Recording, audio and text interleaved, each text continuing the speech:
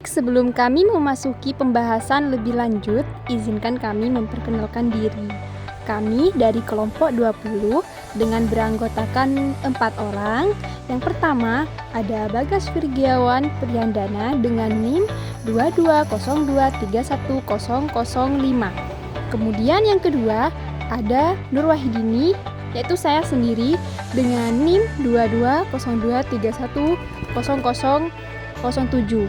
Kemudian ada Ali Ramdan Muayyad Billah dengan NIM 2202310014. Dan yang terakhir ada Ahmad Iqlil Zabadi 2202310036. Perkenalkan, nama saya Bagas Virgiawan Priandana dan saya akan sedikit menjelaskan pengertian tentang requirement engineering. Apa sih itu requirement engineering? Requirement engineering sendiri adalah proses mendefinisikan, mendokumentasikan, dan memelihara kebutuhan dalam proses desain rekayasa. Jadi ini adalah peran utama dalam sistem dan rekayasa perangkat lunak. Penggunaan pertama istilah rekayasa kebutuhan ini, requirement engineering sendiri ada pada tahun 1964. Jadi dalam makalah konferensi pemeliharaan dan rekayasa kebutuhan sistem, tetapi tidak digunakan secara umum hingga akhir 1990-an. Dengan publikasi tutorial IEE Computer Society pada bulan Maret 1997 dan pendirian seri konferensi tentang rekayasa kebutuhan yang telah berevolusi menjadi konferensi rekayasa kebutuhan internasional.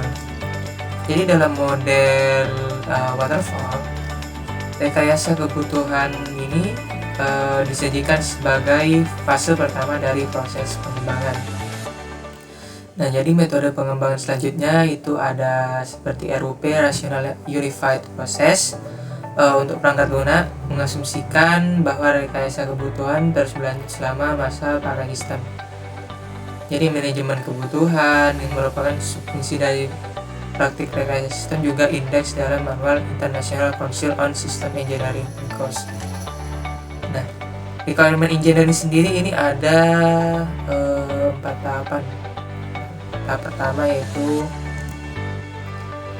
ada gathering atau pengumpulan kebutuhan. Jadi tahap ini berfokus pada mengumpulkan informasi dari pengguna atau pemangku kepentingan stakeholdersnya.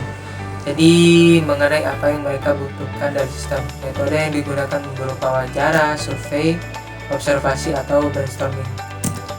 Nah, yang kedua ada analisis yang akan dijelaskan oleh teman kelompok saya. Baik, lanjut ke tahap kedua, yaitu analisis kebutuhan.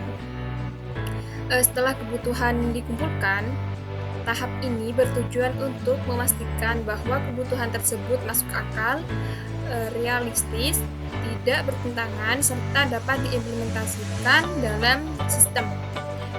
Kemudian tim juga mengidentifikasi kebutuhan yang bersifat fungsional dan non-fungsional.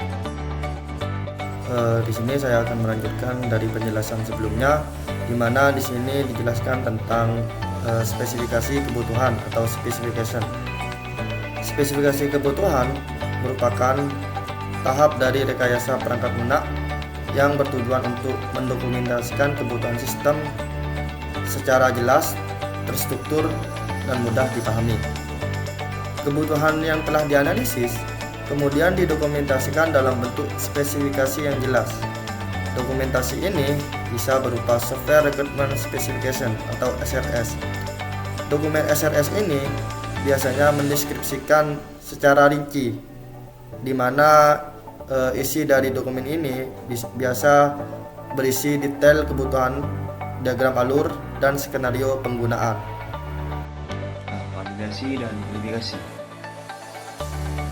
Validasi bertujuan untuk memastikan bahwa kebutuhan yang telah ditulis sesuai dengan keinginan pengguna.